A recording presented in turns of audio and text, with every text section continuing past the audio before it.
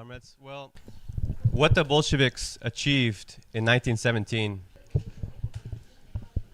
has no parallel in history up to the present day. A country of 160 million people. When the revolution broke out, the Bolsheviks had 8,000 members. That's one Bolshevik for every 20,000 inhabitants in the country. That would be like a revolution breaking out here in Italy, country of 69 million, and starting with a party of like 3,500 people. And within the space of the next 8 months, the party grew 30-fold. And it won the support of millions. It overthrew the provisional government. It brought the Soviets to power. And it built the first workers' government in history that was able to hold on to power. They particularly won the working class, which was a minority of the Russian population. If you take just the industrial factory workers of Russia, by October, nearly 1 out of 15 of them was a member of the Bolshevik Party. Now, we don't have time to have a detailed review of 1917 itself, but my goal is to discuss what it took to prepare the Bolsheviks for October. What was it that made those 8,000 Bolsheviks capable of performing what appeared to be a miracle? Because if we ask ourselves, what does it mean to build a Bolshevik party? At what point do we get to look back at our work and say, good work, comrades, we did it. We have a Bolshevik party now. That day will only come when we're prepared to carry out the same achievement that the Bolsheviks did. In the last decade, there was a wave of a different type of socialism that became popular around the world. I'm talking about the 2010s. And in the US, it was the Sanders craze and Corbyn in Britain. And that trend had a mouthpiece. It had a publication that came along with it, Jacobin magazine. And they published an article for the centenary of the October Revolution in 2017. It's called The New Communists. And it has some advice for us. It says, stop worrying about the old answers to old questions. Today, the probability of a socialist revolution is infinitesimally small.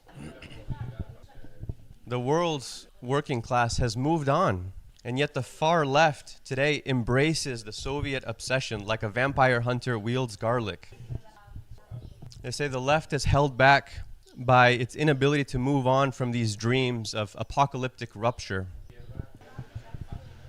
Well, that's the voice of a petty bourgeois variety of socialism that is currently withering into dust. The young generation has not moved on from dreams of revolution. Instead, they moved on from Jacobin magazine. They moved on from a brand of democratic socialism that would sneer at October. History has moved on from them. Does anyone remember what was happening in the United States 4 years ago this week? I think Donald Trump remembers. Because he was hiding in a bunker under the White House. And there were 26 million people in the streets. And Trump ordered the U.S. Army to prepare to deploy across U.S. cities within the space of 5 hours. And dozens of generals at the Pentagon were warning him that he risked playing his last card if he did that. And 54% of the population thought it was justified when protesters in Minneapolis burnt down the police precinct. And in a growing number of neighborhoods, regular working class people were taking up arms and setting up patrols to defend their neighborhoods against the police and against right-wing thugs. So it's not such an old question, is it? I'm very interested in how the Bolsheviks pulled off their miracle. Because there's nothing more important in my life than participating in the replication of that achievement in the United States in my lifetime, just like thousands of us are trying to achieve around the world. At the Second Congress of the Communist International in 1920, delegates from around the world showed up in Moscow, an international gathering, something like this international gathering. And in their rooms, the delegates found some Congress documents that they had to read to prepare for the proceedings. One of them was a booklet that Lenin had written for the delegates. And it was intended to teach them how the Bolsheviks achieved victory so that they could apply the lessons in their own countries. It was called Left-Wing Communism, an infantile disorder. And I love that the beginning of the book just dives right in, so concise, so clear. He starts an indispensable condition for the success of the Bolsheviks. He said, we could not have retained power for 2.5 months, let alone 2.5 years, without the most rigorous and truly iron discipline in our party. He says overthrowing the bourgeoisie is impossible without a long, stubborn, desperate life and death struggle. It calls for tenacity, for self-sacrifice, for a single, inflexible will. Lenin explains that as a current of political thought and as a political party, Bolshevism began in 1903. And he said, only the history of Bolshevism during its entire existence can explain where that discipline came from. He gives a few of the main points to explain where that discipline came from. First, it comes from something inside the proletarian vanguard. There has to be a generation with a sense of self-sacrifice and devotion. That comes from class consciousness, from recognizing your position in society. It also comes from history, from living in a society that makes people say, I want nothing more than to bring this system down. Lenin says, secondly, those people have to be merged with the working class. They have to sink roots. It's like a plant needs to be anchored in the soil. And it's moving, those roots are collecting nutrients from the soil, and the party is sending ideas into the working class, but it's also receiving insights from the working class. Lenin said the third condition is the party has to have correct ideas. It needs to have the right tactics, the right strategy. It needs to understand where reality is heading. And the working class has to be able to verify through their own experience that the party's position is correct. Lenin explains that Bolshevism arose on the granite foundation of Marxist theory. And really, the party was a vehicle for transmitting those ideas. It was training leaders who could use Marxism to actually think, to apply it to reality. And finally, Lenin points out in this chapter that there was 15 years of really intense experience that the party went through leading up to 1917. It was unequaled anywhere in the world in such a short space of time to go through so many forms of the movement. Legal and illegal, peaceful and stormy, underground and open, local circles, mass movements, parliamentary forums, and battles on the barricades. All of that was necessary to train the cadres of Bolshevism. They needed ideological training, they needed a disciplined structure, they needed to have fierce internal debates and be connected to the international debates of the Marxist movement. They had to go through multiple revolutions, multiple wars, multiple periods of reaction. The benefit is that all of that happened in a pretty short space of time, and it produced these cadres. When we define Bolshevism, we often refer to like psychological traits, like having an iron will, the determination to smash all obstacles. And I think these are part of the definition. I think it contains part of the picture. Because you can imagine what it would mean if you think to lead a modern day uprising of the working class.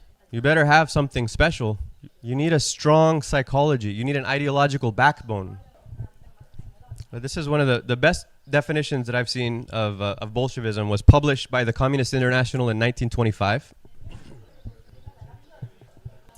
Bolshevism is not merely a doctrine, but a system of revolutionary training for the proletarian uprising. And what does the revolutionary training of the cadres consist of?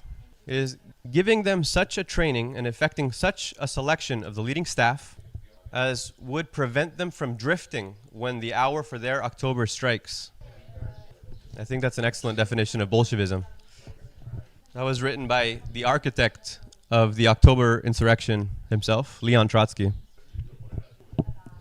The Bolshevik Party was a party of cadres. It was a cadre organization. When you have a small, well-organized body that has a lot of expertise, and it's capable of expanding rapidly into a massive force and taking in a big influx of new people and transmit organization and expertise to that big expanded body, that's the general function of a cadre organization in the abstract. I have a dictionary definition here of a cadre. A group of trained or otherwise qualified personnel capable of forming, training, or leading an expanded organization. Now think about it in a wartime context. This is used often in a military sense. Militaries will define a cadre as a key group of officers and enlisted personnel necessary to establish and train a new military unit. Think about the process of raising an army for a wartime mobilization. You have a draft, a wartime conscription, and broad layers of the population are being drafted into the army. And new soldiers, they're enlisted, they're put through a rapid basic training. And the goal is to make them battle ready in the shortest possible space of time. And then they're given a weapon, they're assigned to a unit, they're given their marching orders on the battlefield. Well, in 1917, those 8,000 Bolsheviks were the general staff of October. And they raised a mass revolutionary party in much the same way. Remember, starting from 8,000, they grew 30-fold. That's 250,000. And that averages out to, if you were to take that increase and average it out over those 8 months, that's 1,000 people joining you every day for 8 months. But instead of arming them with a gun and deploying them on the battlefield, they armed them with a program. And they were assigned to go back to their workplace and explain the program to their coworkers and win them over to it. Of course, the general staff that raises an army has to be very well trained. The bourgeois states have their military academies, and they don't just train their staff to just give commands. They train them in the theory of war. They study history. They study society. They even study psychology. They need to have the ability to think under immense pressure. Well, again, the entire history of the Bolshevik Party created those kinds of people. I want to run through some of this history, beginning with the early beginnings. The forerunners of the Bolshevik, there was a pre-Marxist revolutionary movement called the Narodniks. Their slogan was "Go to the people," and they thought the peasantry was going to be the force to carry out a revolution. And most of these were middle-class students and intellectuals, and they gave up their normal lives and comforts to try and spark a peasant uprising to bring down the Tsar. This started in the 1860s. It kind of reached a high point in the 1870s. It reached a crisis in the 1880s. And the tactics varied, but the movement became a terrorist movement. These were young kids building bombs and trying to assassinate Tsarist officials. And they actually killed one of the Tsars, Alexander II, in 1881. Lenin's own brother was a Narodnik, and he was arrested for his attempt to assassinate Alexander III, the Tsar, the next Tsar. He was in prison for several months. And then one day the jailer comes and says, "You have 2 hours left. We're going to hang you." And his final words were the words of a revolutionary. He said, "I had but one aim, to help the unfortunate Russian people. There is no finer death. Such a death holds no terror for sincere and honest men." Well, that honest man had just turned 21 years old. These people were willing to sacrifice their lives for the cause. As far as tenacity and self-sacrifice goes, these people were heroes. And that spirit of Narodnism was inherited by the Bolsheviks. They had the tenacity, but they didn't have the roots in the working class, and they didn't have the correct ideas.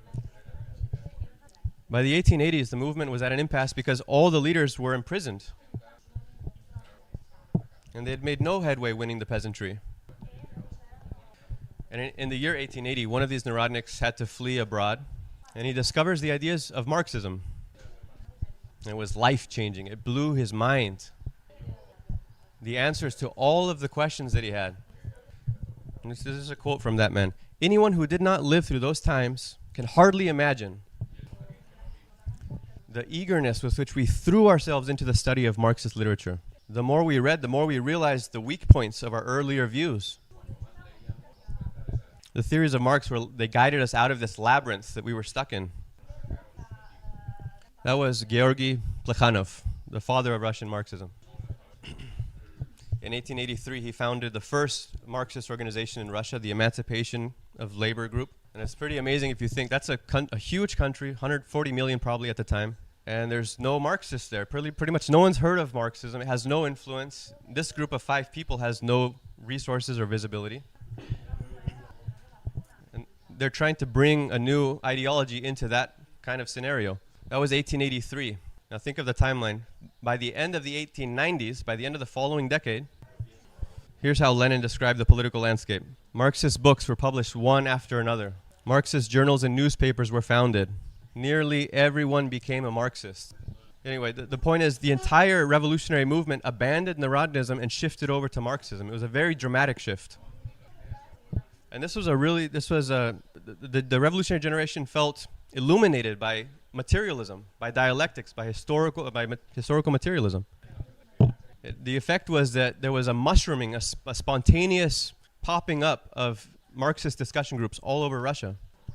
It started with intelligentsia and students, and these were really dense writings. They were studying theory and philosophy. They were studying the roots of Marxism. But in the 1890s, the working class was growing rapidly. There was a rapid industrialization.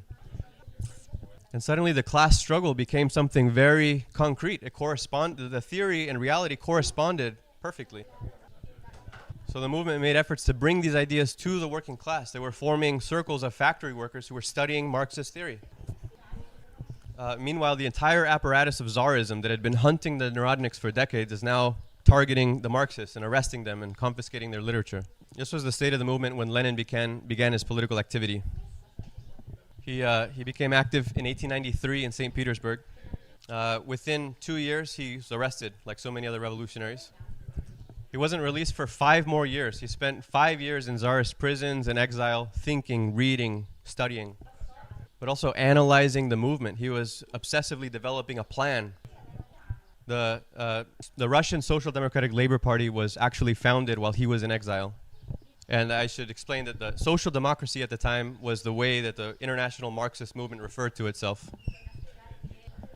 The Second International had been founded in 1889, less than a decade before this party had been founded. Anyway, Lenin was in Siberia drafting Congress documents that were smuggled to this Congress. There was just 9 delegates. Almost all of them were immediately arrested after the Congress, and that was it. Lenin saw that the party was beginning. It was taking steps forward, but there was so much that still remained to be done. Lenin was released in 1900, and he immediately got to work transforming those scattered, disorganized forces into a professional, effective revolutionary party. He wrote What is to be Done. And this was a really sharp polemic. Just like Plekhanov, Lenin learned, he took a lot from Plekhanov, but he learned this really incredible polemical style. And when you read it, it can sometimes seem like a vicious beatdown. But there wasn't anything mean-spirited about him. He had one concern: clarity. How do you get the cadres to see the mistake, the inconsistency of the opponent? Well, this is what he does in What is to be Done. He's polemicizing against different publications, against a trend called The Economists. That can be summed up by saying, the economic struggle is for the workers, leave the political struggle to the liberals. It had this condescending middle-class view that the workers were incapable of grappling with theory, and really it was opening the door to a soft version of Marxism, a reformist version of Marxism.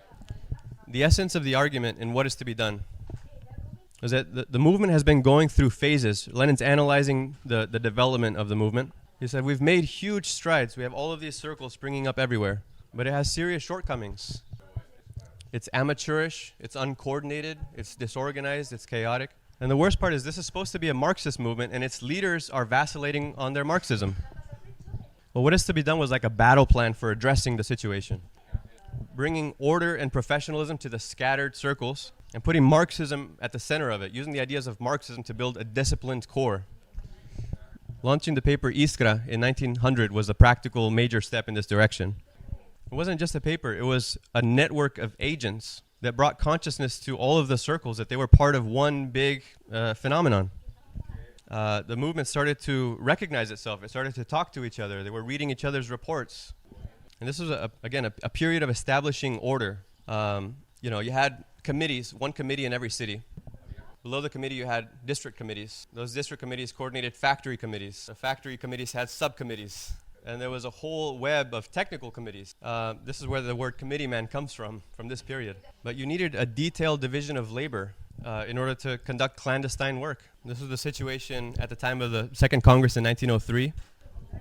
And without getting into details of the debate that took place there, it was a struggle over what kind of party are we going to have. Will it be a professional cadre organization or a broad, loose organization? It seemed to be a clash over organizational questions, but it had a deeper significance. Lenin said later those differences really only came out in 1905. And that year was like a trial by fire for all the parties. Bloody Sunday, January 9th, 140,000 march, petition the Tsar. Over 4,000 are shot in cold blood by the Tsarist officials. Hundreds of them die. Just like that, a revolution began. The workers are picking up the bodies and carrying them on carts through the city, marching, saying, give us arms. 3 million workers go on a political strike, and then it escalates into an insurrection. In this situation, the party needed a totally different form. That cadre skeleton needed the influx. It needed to do what it's supposed to do and expand. The party committees resisted. See how that period of discipline, of trying to tighten things up, that created habits that then became an obstacle when the situation changed. Lenin said that every month of 1905 was like a year's worth of education during normal periods. You had the rise of the Soviets out of strike committees. They represented hundreds of thousands of workers across hundreds of factories. They coordinated strikes, but through the strike action, they were actually playing the role of a governing force. They achieved freedom of press. They had a shorter working day. They took over the railways, the telegraphs, the postal service. They set up regular street patrols. They were acting like a government. Well, there was different conceptions of what the Soviets represented. The Mensheviks supported the Soviets, and they even helped set them up. But they thought the Soviets should be like a non-political labor congress. Or they thought it could become like a reformist labor party, like a European workers' party. This was the position of the Menshevik. And really, the Mensheviks had kind of grown out of economism. They wanted to adapt the workers' movement to the interests of the liberal capitalist class, because their view of Marxism was a rigid view. They thought that Tsarism represented, because it was a remnant of feudalism, then Tsarism should be overthrown and replaced by capitalism. And therefore, the task of the revolutionary movement should be to support the liberals against the Tsar. The position of Lenin in relation to the tasks of the revolution, he didn't have any illusions in the capitalist class. He thought Tsarism should be replaced by a coalition between the workers and the peasantry. He called it a democratic dictatorship of the peasantry and the proletariat. And basically, this would exclude the bourgeoisie, and it would achieve democratic rights for the workers. He said a revolution that achieved that would then it would have a huge impact in Europe. And once the workers of Europe move, then they could advance to a socialist revolution. But when the Soviets emerged, Lenin's position evolved a little bit. He saw the Soviets and he said this could be the embryo of a workers' government. That was exactly Trotsky's position, by the way. And I should explain that in 1903, when you had that really intense factional fight between the Bolsheviks and the Mensheviks, when it appeared to be over organizational issues like an unjustified reason to split the party, at that specific juncture, Trotsky sided against Lenin with the Mensheviks. As soon as those divisions started to exhibit political content, Trotsky became independent of both factions, and he had the perspective that it should be possible to bring everyone together, to win everyone to a correct position, and have a large unified party. He probably looked at Lenin and said, you have a hard-line view. You're not allowing the party to come together. Well, I believe Trotsky looked back at that position and said that was the greatest mistake of his life. And maybe it was those 5 years in exile in prison that allowed Lenin to see this thing very clearly. He saw it more clearly than anybody else. Lenin wanted ideological homogeneity, a party of people that think the same way, that are rowing in the same direction, who are completely devoted, who are not competing. The party's not competing for their time and attention with other interests. No, the truth is the Mensheviks wanted the party to be open to like fellow travelers, intellectuals, and sympathetic people. So those were the two trends in Russian social democracy. They ended up really diverging later. But I mention this because at every juncture, the political position of Lenin and Trotsky was almost exactly the same. At an early stage, Lenin had seen this. He had tried to get Trotsky to join the Iskra editorial board. Anyway, once the split happened, Trotsky was not a Bolshevik for many years. Anyway, that's an aside. Going back to 1905, Lenin and Trotsky both see the Soviets as the embryo of a workers' government. But the Bolshevik committeemen, they saw the Soviets as competition against the party. They were suspicious of them. The vast majority of Bolsheviks, they were like, we should boycott the Soviet, or we should present an ultimatum that the Soviet should be under the discipline of the party, or else we should try to dissolve the Soviet. One Bolshevik in the conference in 1905 said, I think we should try to get into the Soviet and then explode it from within. Because they had been trained, we need a strict party, we need a strict line. We don't want all this variety. We don't want a non-Bolshevik party to emerge and confuse the workers. At this stage, Lenin was in a battle against his own cadres on this score as well. He had the ability to size up a situation and understand, to perceive the broader significance of events. Not just to see the immediate reality in front of him, but to anticipate the direction of events. Lenin was always concerned with preparing the party for what was about to happen, to position the party so that it could benefit from the future situation. What activity can the party do today so that it can connect with the workers tomorrow? This is dialectics, by the way. Well, on the back of 1905, eventually the party did open up to an influx. And actually, under the impact of the events, the ranks of the Bolshevik and Menshevik committees, they just started merging spontaneously. Their attitude was, yeah, we've had our differences in the past, but this is the revolution. The slogan of 1905 was down with the autocracy. They could all agree on that. They They were all advocating a general strike. They wanted to move the insurrection forward. Now, what would have happened if the insurrection had succeeded in 1905? That's another question. They would not have been in agreement in that case. But at this stage, there was organic pressure for unity, and the party those factions actually did. So actually, they had a formal unity at the Stockholm Unity Congress in 1906, and they basically brought Bolshevism and Menshevism back into one happy family. Now, keep in mind, up until the breakout of 1905, the party was not big. Maybe a couple thousand, maybe the Bolsheviks numbered. Just on the back of 1905, the party became a mass force for the first time, and it grew to a mass party of 150,000. And Lenin says the hundreds of revolutionary social democrats suddenly grew into thousands, and the thousands became the leaders of between 2 and 3 million proletarians. So you can see already at this stage, that cadre function had played a massive role. Now, there was a lot of debate. It really was not a happy family. I mean, they had a lot of serious divisions. Sometimes why did this marriage? Because it was 9 years before they actually separated. But I think it had to do with the fact that social democracy was a pretty young movement international. And, Marxism was having its first time as a mass phenomenon. For the longest time, it was unthinkable to have the social democrats splitting. How could you possibly split the party? And what wasn't clear at the time was that there was two souls within social democracy, even international. And the most advanced Marxists, they recognized this, and they were detecting it at an earlier stage and trying to push against it and fight against it. It had to do with the fact that capitalism at that stage, it was at a younger phase of the system. It had 40 years of an upswing up until World War I. I think Marx died in 83, Engels died in 1995, and the German SPD was huge authority in the world. It was a genuine mass party, had influence over millions. During that long period, a process had taken place, and they had started to adapt to a comfortable, peaceful period of capitalism. The point is this conflict of this two trends that were coexisting in Russian social democracy, it's a symptom of something that was happening internationally. And the split that eventually happened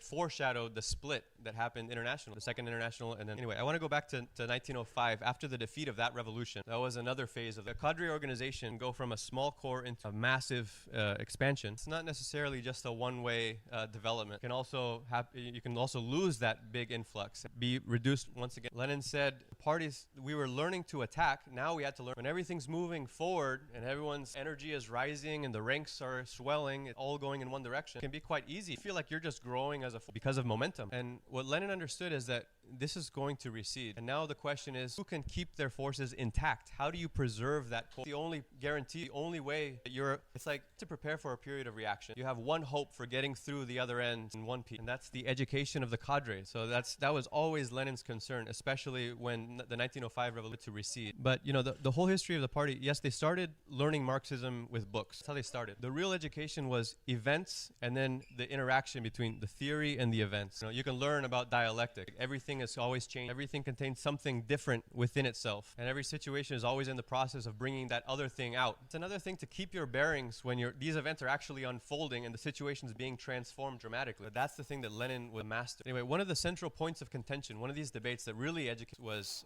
about the Duma. Now, this is a new situation. Tsarism, a repressive regime. There's no democratic outlet, no parliament. Of course, in 1905, the Soviets are emerging, and the Tsarists were in August 1905, when the revolution was approaching height. The regime makes a desperate attempt to channel it back into things. In an initiative under the minister Buligin, they appeal to the workers. We have something. We're going to set up a consultative body. It's not going to actually be able to make laws, but we're going to hear your voice and elect some delegates to it. It's kind of like a Soviet. The workers ignored it. It was swept away almost immediately by the revolution itself. And all the social democrats at this point had the same attitude. We boycott that. Show the workers that they have the power to dissolve this Tsarist. And don't go into an institution of the Tsar. You have the Soviets. Rely on your own 1906, totally different situation. There was a focal point, an insurrection attempted December of 1905 in Moscow. Basically, an advanced section of the workers try an armed uprising. It's already kind of gone over, appealing to the mutiny, and mutiny fails. This is when the Tsarist regime passes on to the offensive. They spot that opportunity. You have this minister Stolypin, the hangman of the revolution. He starts thousands are arrested, hundreds are executed, and now the revolution's going downhill.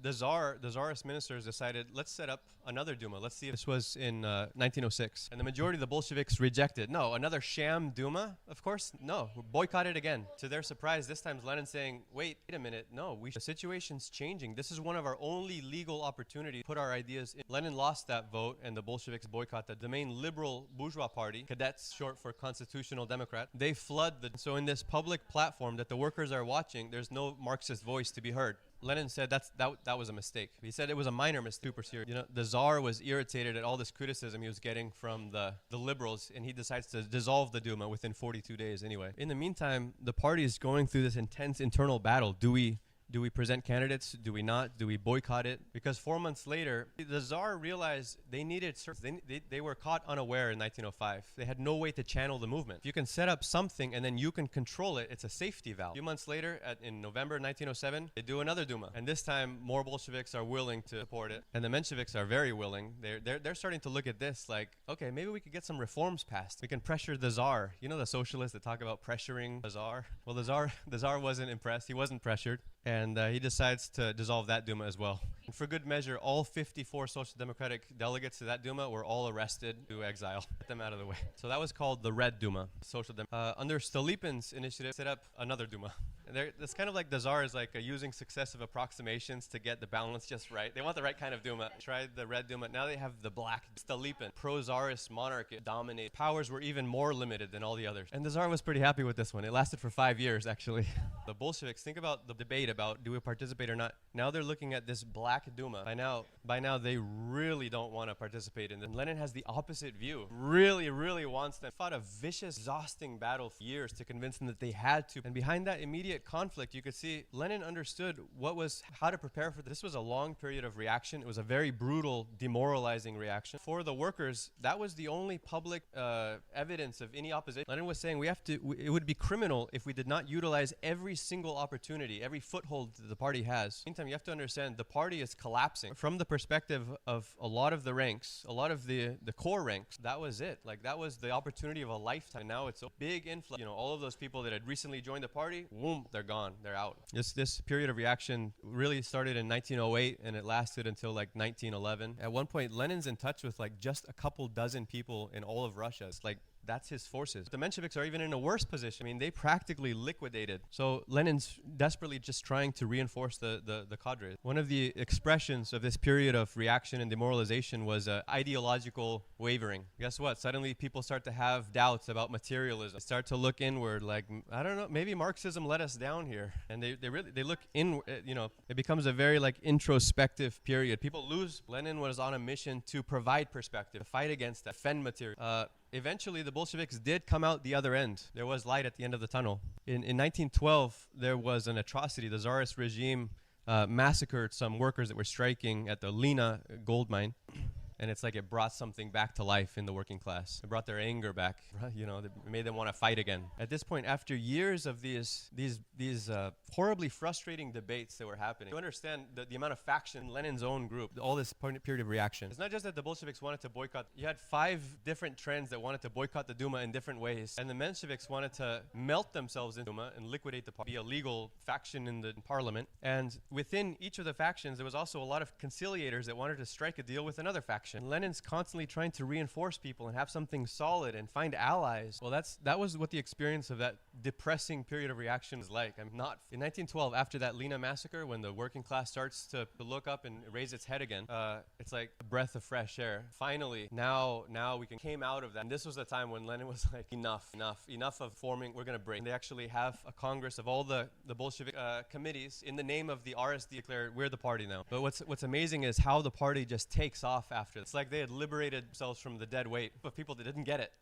They have their delegates in the Duma, and they're doing it. They use dozens and dozens of opportunities to actually make revolutionary agitation, oppose the Tsarist regime. In a couple years, 4/5 of the politically active, 4/5 supporting the Bolsheviks now independently become a mass party again. The strike wave is on the rise again. Now, if you're thinking this is the phase where they prepared for October, they became a mass force, the Bolsheviks were clear. No, the whole thing collapsed again. World War I broke out, and there was a wave of patriotism, and this movement was crushed. Must have been a bit disappointing, to say the least, after that. The Bolshevik delegates, they were in the Duma when World War I broke out, and they behaved heroically. They were put under immense pressure, and instead of buckling to that pressure, they denounced the war. They refused to vote for the war credits. They make revolutionary. They're all arrested. They're all put on trial. They use the trials to do revolutionary agitation. All of them are given life sentences inside. But eventually, that paid off. The initial enthusiasm for the war didn't take long to wear off and turn into misery. And the workers remembered those speeches. They remembered the position. Lenin later said, when 1917 broke out, the revolution, one of the reasons that the Bolsheviks were were able to grow dramatically, grow 30-fold, precisely because they had been perceived by the workers as the most hardline opponents within the reaction. They had participated in all legal opportunities. They had sunk roots in the working class. And when 1917 broke out, it became clear suddenly why all of those years of intense debates were so crucial. And there was one final battle to be had. At the start of 1917, when the workers rose up and the Soviets emerge again, and this time Soviets emerge and they sweep aside the Tsarist regime. This was the real opportunity of a lifetime. It was the moment that the Bolsheviks had prepared their whole lives for. Most of the leading cadres at this time, they had joined the movement, mostly joined in their 20s, some of them younger. And they had spent decades talking about the coming revolution, talking about this perspective in the abstract. At this moment, when they were faced with that reality, the Tsar had been overthrown, the armed workers are in the street, Soviets in practice were the ruling force. Most of the comrades didn't understand that this was the moment to bring the working class to power. As soon as Lenin arrived in Russia in April, spent 3 weeks trying to wake up the party and shake them, straining every nerve to convince them politically this is the moment. Debates in the party at that time are so fascinating. See the conflict, theory and reality, clarifying it. And the Bolshevik cadres they're using arguments that had come from the history of the party. They're saying, what about our program about the Democrat? Lenin says theory is gray, the tree of life is green. This is it. He said things played out differently than we could have ever expected, but now that the Soviets have created a power, they shouldn't have handed it back to the bourgeoisie. And that's the new power that should become the all power to the Soviet. In the time of this cadre expansion, thousands and thousands joining the party, that's what we're armed with. Go back in the April, all power to the... If you want to end the war, you have to end capitalism. We should also point out that this whole history of every time there was all these crises and internal faction fights, that was a period of clarification, educated. The way that democratic centralism is something that Lenin also really developed. You have full freedom of discussion, compare all the views, take a vote, majority rules, and full unity in action. Now, in April, there was a party. And really, Lenin shocked everybody. After all those years of cadre training, it's not like you had... Those 8,000 members were not 8,000 Lenin. They were cadre. They were trained in Marx. And democratic centralism allowed them to hear that view, debate, a battle of ideas. There's like an arena of ideas. Democratic centralism is designed for Marxism to prevail in that battle. Like everyone in the room is putting their Marxism together. They're putting their heads together, and it's like a collective compass. And when the correct position is put forward, that compass has to respond and say, that's it. That's the only way, the only organization form that allows an organization to have imperialist dialect, and it only works if you have a lot of Marxists, to have a core of people. Don't just have theoretical abstractions in their heads and memorize phrases. The core has to be made of people that can understand reality as it's unfolding, who are capable of recognizing the moment when it's time to gather every inch of... You better get your last drop of courage because time, the ultimate time. Beginning to end, the Bolshevik Party was the history of creating Marxism. Bolshevism isn't exactly separate from Marxism. Ideologically, Marx, Engels, those ideas, that method, that's what Lenin defended. And very few people actually got it in a very deep... A lot of people filtered through those ranks. A lot of people didn't pass the test.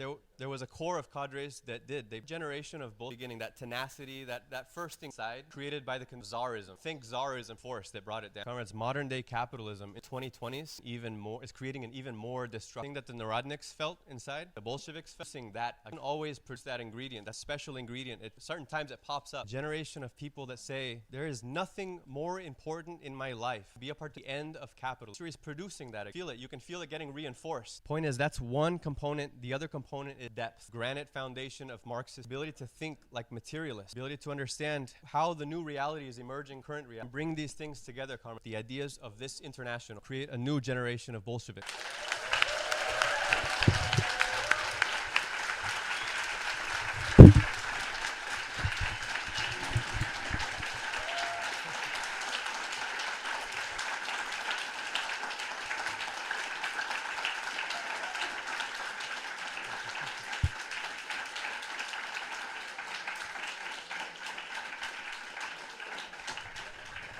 So thank you, Anto. Inspiring lead off. We will end the stream now for a break. We will reconvene at 11:30 sharp. Everybody stay. Comrades, we will continue now with the discussion. The first speaker will be Serena from Italy, followed by Nacho from Spain. But before that, I have 3 announcements. First, it's the Bolshevism announcement. I think it's the greatest collection of all the thoughts that Antonio just talked about in his lead-off. Then we have the new Lenin biography by Rob and Alan, which goes into detail for this period, but also adds a lot more for after the revolution and development of Lenin. And like Antonio said, there's a very condensed form of all of that in the form of left-wing communism, which is a great starting point to understand the development of the Bolshevik Party. And you can buy all of these in the bookshop, and you should also start to read yourself. That's the most important thing. So the intervention will start. It will be 6 minutes plus 6 minutes translation.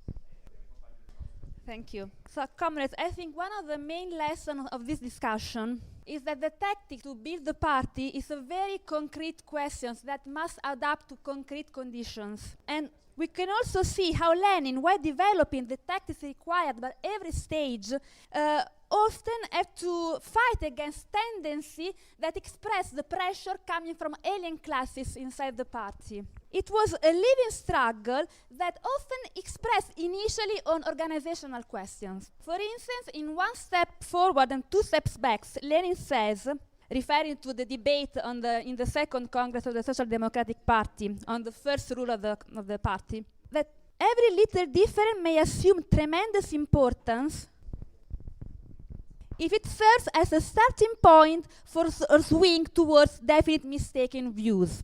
So, for example, going back to the fight against economies, in his fight on how the party should work, Lenin was fighting actually for the very existence of a party. The economists emphasized, and their main goal was the economic struggle of the working class. The political struggle was ascribed to the capitalist class. And this was an expression of the revisionism of Bernstein in Russian soil. And if all the emphasis was on the economic struggles in individual factories, the tool to do this were small, isolated, volatile circles that had no connection among them, between them, and the National Party was not required. So in writings as What is to be done, Lenin put all the emphasis on the task of overcoming the mentality of small circles, developing a national centralized organization, considering the party as a whole and not as the sum of independent groups. So in that period, the emphasis was on centralism.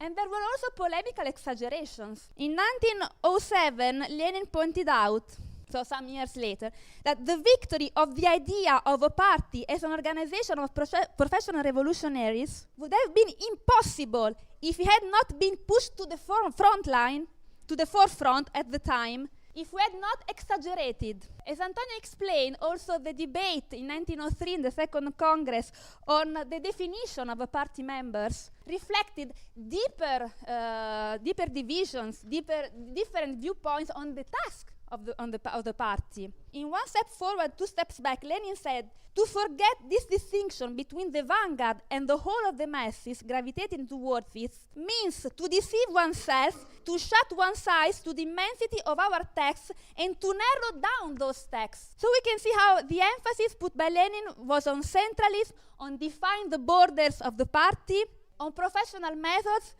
and this was required not only for the illegal conditions of work, but also because the party was moving its first steps that were opening up the road to connect later to wider, broader layers of the masses. So we should not surprise that in 1905, in a completely changed situation, a revolutionary situation, Lenin put forward everything he had fought against in the previous period. So, for instance, more democratic and less centralized method, like the voting system inside the party, moving up to the Unification Congress with the Mensheviks, opening up the party to the workers. He said, by hundreds and thousands, incorporate them in the ranks of the party organization, told. So, for instance, he said that the conditions, in a text of November 1905, he said, the conditions in which the party is functioning are changing radically. We must hasten to organize in a new wave. We must submit new methods. We must boldly and resolutely lay down new lines. So you can see that the emphasis, the tone, and that it was on another, on things that were opposed formally to what he had said in the previous period. So tactics is concrete, And sharp and sudden changes in the situation required sudden and sharp changes in the tactic. But we must also point out that this ability cannot consider it as something granted. I think Antonio explained this point very, very well. Lenin often met resistances inside the party from leading comrades that had adapted to the previous method of work and that had made a fetish of the previous organizational form. I think it is interesting how Lenin replied to those objecting that opening up the party in 1905 would dissolve the party among the masses. What replied Lenin to this objection? He said, this danger could undoubtedly become a very serious one if we lacked party principles, that is, program, tactical rules, organizational experience entirely. And then he said, we have insisted on the tremendous importance of continuity in the party's development. We have preached discipline and demanding that every party member be trained in one or the other of the party organization. So there lies a very important point here, I think. In the course of the life of a party, there can be different stages, different tactics, different orientations. So what is the fil rouge, or we said the unbroken thread that can keep the continuity of the party along all these different stages? I think it is what we are doing here. The political education, study of the theory, of the history, transmitting the theoretical heritage that gives the party the capacity to digest the experience through the ideas of Marxism, because this is what gives the same political context of all different kinds of tactics that we can have, and subject these tactics to our strategic goal, to become the tool with which the working masses will overthrow capitalism.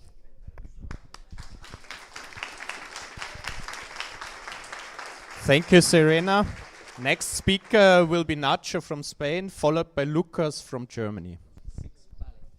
Try to be brief. We're studying a living phenomenon, a success story that is the biggest success story in history. But we have to study not only victories and successes, but also weaknesses. If building a revolutionary party just involved learning a few formulas and waving the hammer and the sickle, we'd already have communism. That would be mixing up form and content, and that's what the sects do all over the world. An important task when we are learning theory is that we are able to detect patterns and tendencies. Antonio already described how the resistance of the committee men to understand the new situation, and we could refer to this as the inertia in thought. As Alan says in the Bolshevism book, a little bit of knowledge can be dangerous. When you think that you've mastered a particular idea, you can become blind and just fall over yourself. We see this inertia in thought over the question of the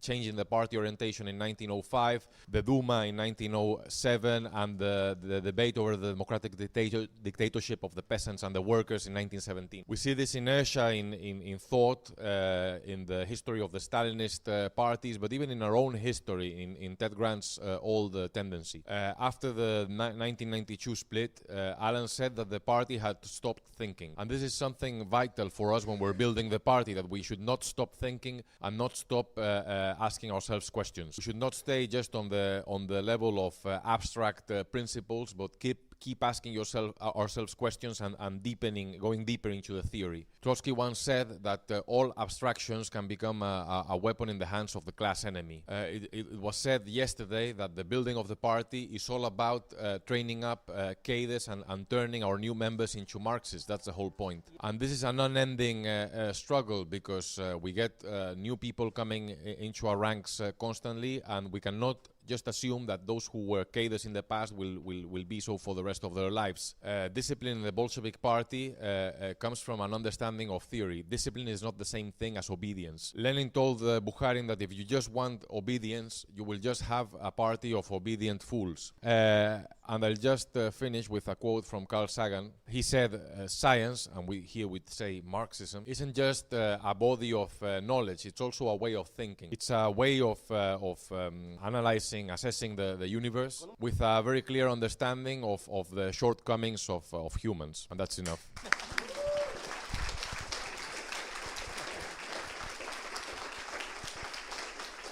So thanks, comrade, for the very sharp intervention. Saving time helps others to get in. So the next speaker will be Lucas from Germany, followed by Evandro from Brazil. Lucas, where are you? I guess Evandro will be first, and followed by Lucas, I hope. I'll start off with a quote Trotsky Stalin book about how the Bolsheviks looked at the youth. The liquidators used to say that Lenin was surrounded by young kids. What the liquidators saw as a disadvantage, saw as a great asset. Revolutions like war are decided by the youth. Socialist party that can not win over the youth has no. Trotsky also devoted quite some attention to the youth. He explains in only the open-minded and determination of youth can guarantee the enthusiasm of win over the older, more tired layers of. These are just a few examples that prove that over history, revolutionary only tried to understand the youth, but tried to win it over of the world. The Iskra days, Lenin emphasized the need of winning over the youth and winning over the youth to the ranks organizational task, and that can only be done if they understand the importance social layer that does not belong to but that will assist. This is an important legacy of the party. When we look at its origins, at the origins of early cadres, we can understand how they drew that. Half of the 19th century, Russia had not yet developed capitalism with world capital. In that context, a layer of the youth was awakened struggle on the basis of wrong ideas of the Narodnik down the path of individual terror. Later on the basis of Marxist. 1893, Lenin began in earnest his career at the age of 98. The Russian Social Democratic Party was 1901. A wave of strikes began in Rostov-on-Don that mobilized workers. It was in that context a great upswing strikes that first Bolshevik cadres were won over. And I'll just give a few. Sverdlov in 1901 was already admitted Marxist. The age of Noviev joined the party at the age of that very same year. Kamyanev was arrested for exile. Bukharin began his political life at the age of Bukharin 6. All these revolutionaries were drawn close to the party and were influenced by the social struggles of. They were operating under very difficult conditions, persecuted by the police, arrested. The different waves of young people that joined the party coincided with the waves of social struggle. There were different generations. The earliest one, the one from 1898, the generation of Lenin, Trotsky, Zinoviev, Kamyanev, Bukharin. But then we have the generation of 1905 and finally that of 1917. And this living experience of trying to build the organization under very turbulent conditions were vital to shape the Bolshevik understanding of the role of the youth. After 1917, the Bolsheviks began to debate the role of the new generations in the building of a new society. These ideas can be summed up in Lenin's speech to the Komsomol in 1920. The main task of the youth, Lenin says, is to learn. The youth must learn communism in order to build a communist society. He says, how do we learn communism? We have to learn the entire heritage of humanity, including the knowledge that was accrued under the bourgeoisie. This is a critical task for the youth. It must catch up with the knowledge of humanity as a whole and get the necessary materials to build a new society. We don't know how communism will exactly look like, but we certainly know that science, even as developed by the bourgeoisie, will not be discarded. But science will not be put at the service of greed and of war, but will rather be used for the benefit of humanity whole, to find new cures for diseases and to develop new technologies. But as is the case with all the revolutionaries, Marx, Engels, Lenin and Trotsky did not learn only from books, but from the living struggle as well in the schools, in the factories, in the strikes. One can only become a real communist when one is able to link theory and the books, the living struggle of the working class against capitalist society. As Marxist said, this was the school of Bolshevism. The only revolutionary class in bourgeois society is the working. The contradictions created by the bourgeois regime turned the most exploited class under this society to the only force that can destroy the current system. Not a bulb shines, not a wheel turns without the kind permission of the working class. And it will be amongst the youth of this class that the revolution will find its strongest and most enthusiastic point of support. Thank you, comrade.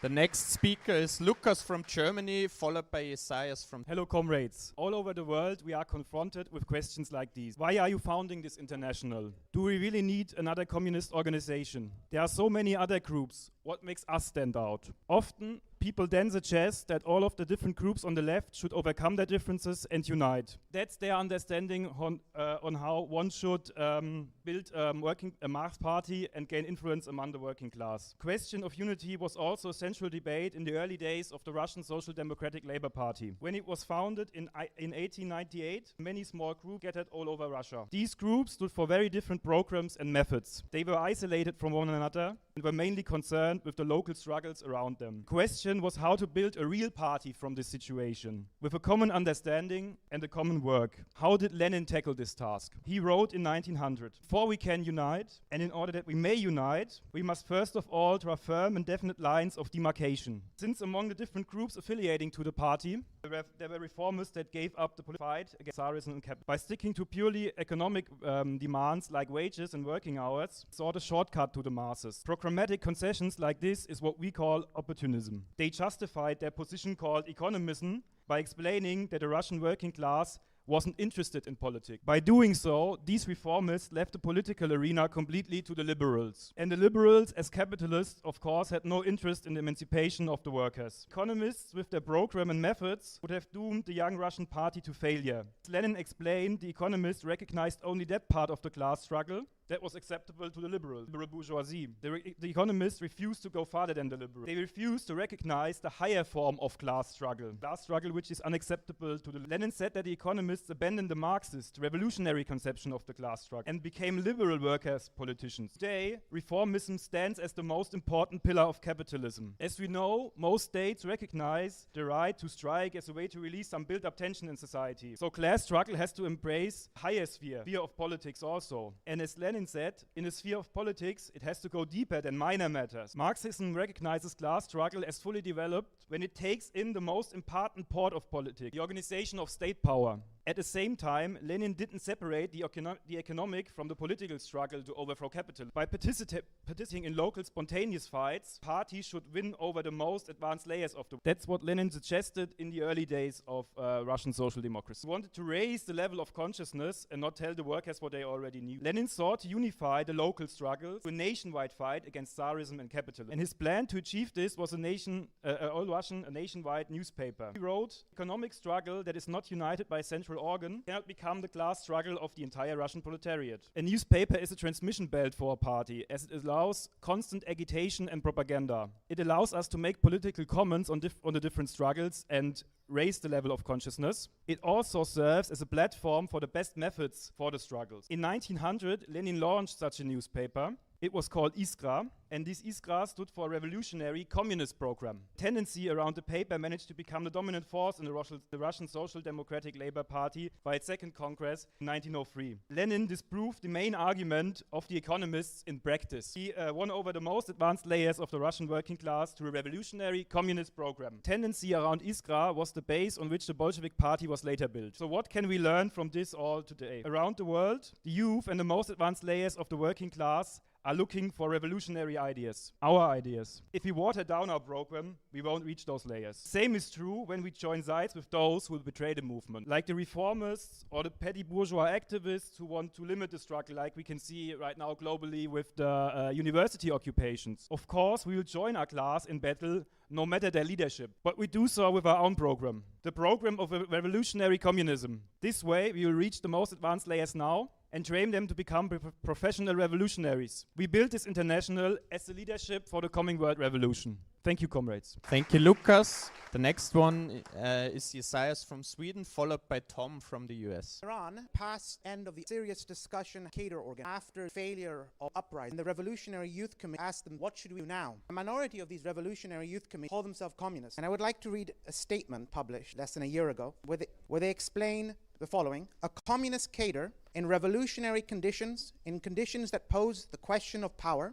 can organize thousands. And because of this, the most important task for us currently is to stimulate the formation of secret cells and to try to develop revolutionary cadres. This, in our opinion, is the most important task. And what is to be done is being widely circulated in Iran. The revolutionary youth, reading what is to be done, see an enormous parallel with Tsarist Russia at that time and Iran today. Iran has gone through a period of intensive class struggle for 6 years with constant strikes, yearly uprisings, constant protests. Major difference being that in Iran, there isn't a conscious Marxist movement, just a vague memory of the old Stalinist communist movement. Despite these revolutionary youth calling for cadre organization, they are not Bolshevik. They truly have the heroism of Bolshevik, who even now, in a horribly reactionary situation, after a horrible crackdown since the uprising, where 400 have been executed, tens of thousands have been arrested, they continue their political work, but they lack completely the political understanding, political theory. They're completely ultra-left. They confuse themselves for the masses and their own consciousness for the masses constantly. In the past 6 years, there have been various workers' organizations forward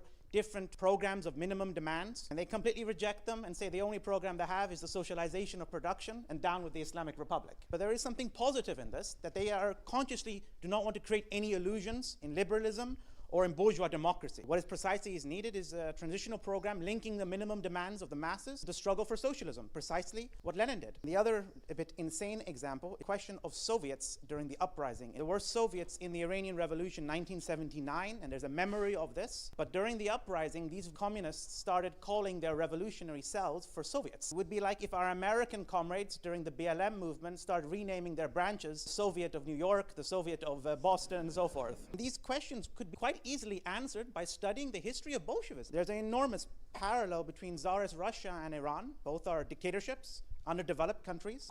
Question how to relate to democratic demands and liberals and reformists would be easily answered. That the necessity of having clear class independence, but supporting all democratic reforms and demands. But unfortunately, these ideas have been buried in Iran. Firstly, the communist movement in Iran was a Stalinist movement. The original Communist Party created in the Comintern was executed during the purges. After that, Soviet Union, the Stalinists created a pure Stalinist party with no connections to both. Purely a caricature. They would talk about that they have a cadre organization. But honestly, when a few comrades recently read about this party's history, they said it sounded more like a European social democratic party than a communist party. Among other things, the horribly low political good measure of this is the lack of material which was translated in Persian in this mass party, the Tudeh party. And you cannot have a revolutionary cadre organization without theory, because that is the foundation of that organization function. At the same time, to these ultra-lefts who mainly understand the question of a cadre organization, purely security, can fail to understand that the question of a cadre organization lies in how the class struggle develops from a revolutionary minority, which can be won over in a revolution. And this is also how we as an international, stand out. Precisely as one of the Brazilian comrades, quoting Lenin to Bakunin, the Stalinist party created obedient fools. I will take Iran as an example. This party, the Tudeh party, led the working class in slaughter after slaughter, the same mistake. Question of precisely the role of our international is to be a beacon of the genuine ideas of Bolshevism, which are especially relevant to countries like Iran in the tough dictatorship, but also universal conclusions. I feel like I'm repeating what every comrade says, but the importance of revolutionary theory, abstract but to the concrete, to understand the actual living movement of the world. On this basis, we will be able to build not only an organization like the Bolsheviks, but I hope better than the Bolsheviks in many ways. Give countries like Iran, who have been robbed by Stalinism, the leadership they have deserved, proper leadership to overthrow capitalism.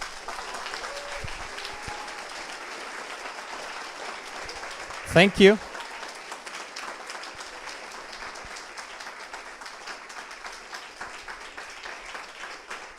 Thank you, comrades. The last speaker for this session is Tom from the US, followed by this.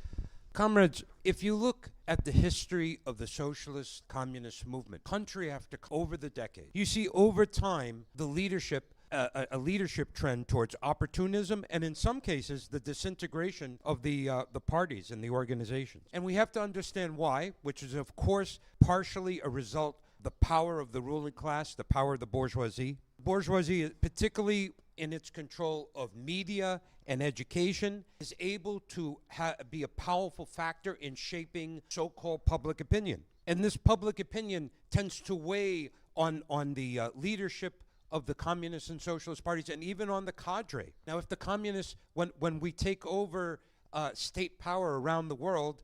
We can take the media and the education system away from the bourgeoisie. We won't have to worry about them affecting or shaping public opinion. But the key question is, how do we go from where we are today to that point? And Lenin and the Bolsheviks show that it's only through the building of Marxist cadre organization we can achieve. Now, Trotsky said that the Bolshevik Party was, at least at the time that he wrote, was the greatest party ever been, greatest Marxist. Yes, and even that party did degenerate. But when the Bolsheviks degenerated, because they were isolated for a prolonged period of time in a backward country. In effect, the responsibility for the degeneration of the Bolshevik Party was not really with the Bolsheviks. That responsibility was on the shoulders of the revolutionaries outside of Russia who failed to build the Marxist cadre organization. We all know if Marxist cadre organizations had been built in Germany, in France, in Italy, and other countries prior to when that revolutionary wave hit, the results would have been very different. So our task to build a thinking Marxist cadre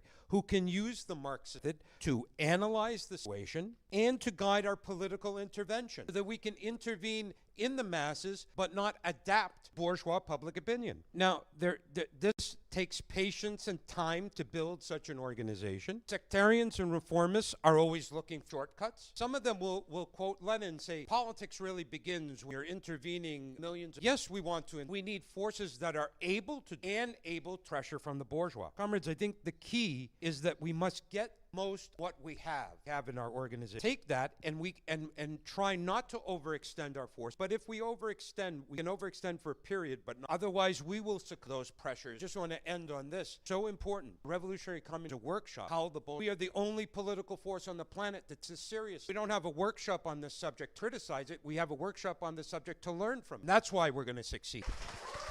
Thanks, Tom. Thanks to all the comrades that were able to speak, and apologies to Elias from. I think we had a great discussion, and I think greater part will be the sum up by. I want to sum up one of Lenin's strengths: perception. Sort of think dialectic, not just looking at the past and analyzing the past. It's always easier in hindsight to look back and say, oh, there was a process folding. Now I see what was happening. The trick is to perceive that process as it's unfolding around you when it's not easy to see the limits of the current situation and how they're going to shape the next situation. You start to anticipate where things are going. You can't write an article and teach someone to think that way. You can't just pick that up out of a book. It's a habit of thought. Study hundreds of articles, and if you study the whole history, you can start to assimilate that habit of thought. Lenin was always concerned with analyzing the stage that the movement was passing through. Everything else in history, you have a certain stage, there are limits to the current phase. You can see a new phase coming on the horizon. You can prepare for it. The thing is that when you take a step forward, when the movement goes from one stage to the next stage, then inevitably it brings new contradictions. It brings new problems that you didn't see before. And then the critical thing is, do you perceive the new situation, see the new problems? Now, obviously, the movement, it's not that Bolshevism develops always through the same stages. It's like society doesn't always move through exactly the same stages. But I think it always has the same initial stage. This whole thing, if building a Bolshevik force of cadres depends on creating Marxists, training a core of people who can think in this special way and see the world through this special lens, and that process cannot get started, it can't get up on its feet till you have Marxism, till you have it sinking roots. Lenin explains that Russia achieved Marxism in a dramatic way because of the agony that it had gone through over decades of trying to overthrow the Tsar with the wrong ideas, the agony of Narodnism. And when Plekhanov allowed Marxism he planted the seed when he brought that idea into Russia. It's not just that his books were so well written that everyone got it, it's that. There was a number of factors, but I would say that one of the important was they brought Marxism into Russia by the roots. Plekhanov was explaining Marxist philosophy. It's not just like a high level, like here are the main ideas of Marxism. He was explaining this is how Marxism emerged. This materialist view, it's so powerful, it's the result of the entire Enlightenment. 300 years of human thought produced this kind of materialism. The ability to think dialectically and apply materialism consistently was thanks to a contribution that Hegel made. And in turn, Hegel came to his conclusions of systematizing dialectics because he studied all of philosophy and analyzed the process as it was unfolding from one stage to the next.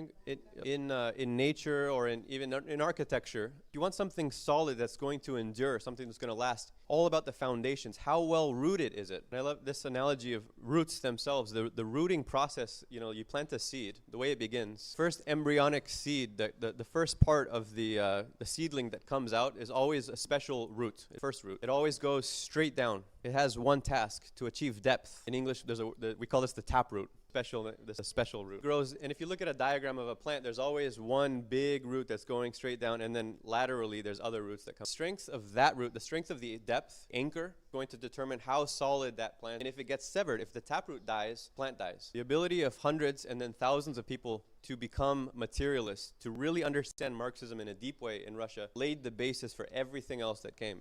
You couldn't have had any of this history if you didn't have that root first. And it's easy to look back and say, like, all of the history that the Bolsheviks went through, the battles on the barricades and the Tsarist repression and the Duma, it could seem like the study groups was like the easy part. I think the truth is at every stage, from beginning to end, there was always a pressing battle. There was always a particular obstacle, the main obstacle. And at the early stage, achieving that depth was the obstacle. Becoming Marxist was the first obstacle, and it took a lot of effort. Think about being a factory worker in the 1890s, and you have a 12-hour day. Physically exhausted, you're mentally exhausted, and late at night you're going to go to a reading group. There's actually an eyewitness account in the Bolshevism book that describes someone that participated in one of these. It was a reading group of young women, young factory workers in a factory. Describe them soap workers, sugar workers, pale, thin, red-eyed, gather late in the evening, and they would sit up until 1 in the morning in a stuffy room with a little gas lamp burning. Be learning about philosophy and history, and sitting there they were entranced, listening to the talks, asking questions, reading these forbidden books, and forgetting that they were about to have to trudge through the snow in the middle of the night to get back home and go to the factory again the next day. Bolshevism is the determination to smash all obstacles. In that stage, that was the obstacle to be smashed. And the movement was ready to take another step forward, and they noticed it because they saw what was happening in society. In the 1890s, the big strike wave, there's ferment. And they realized it's time to go from like the study circles, we need to turn outward. Agitation, connect with the workers. It was a widespread phenomenon.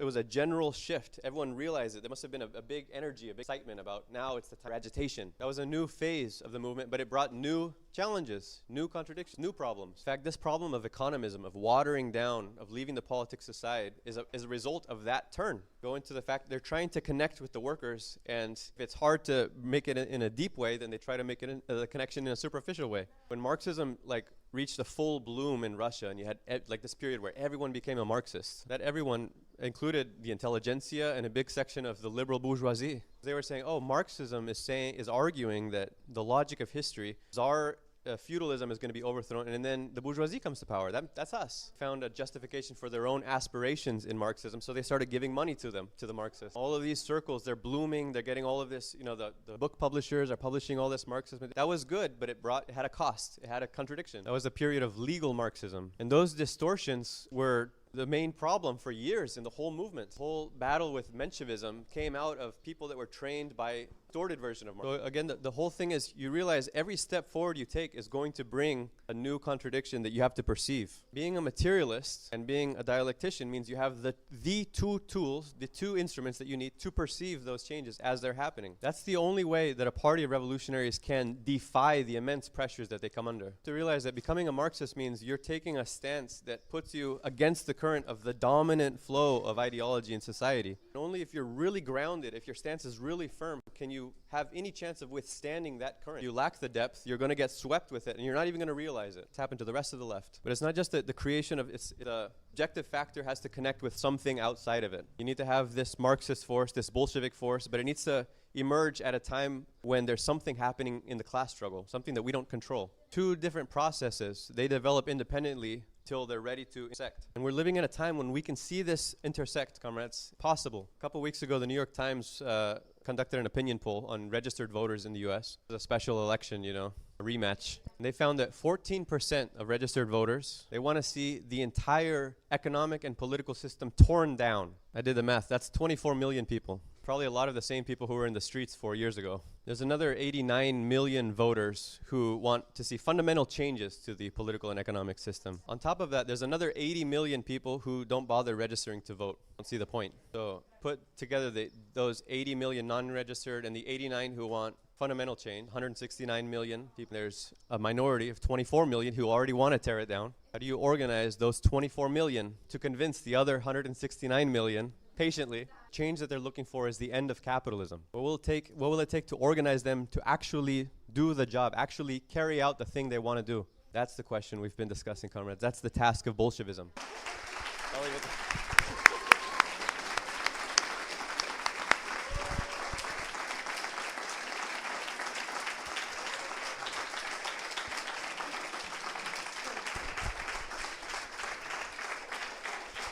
Thanks, Antonio.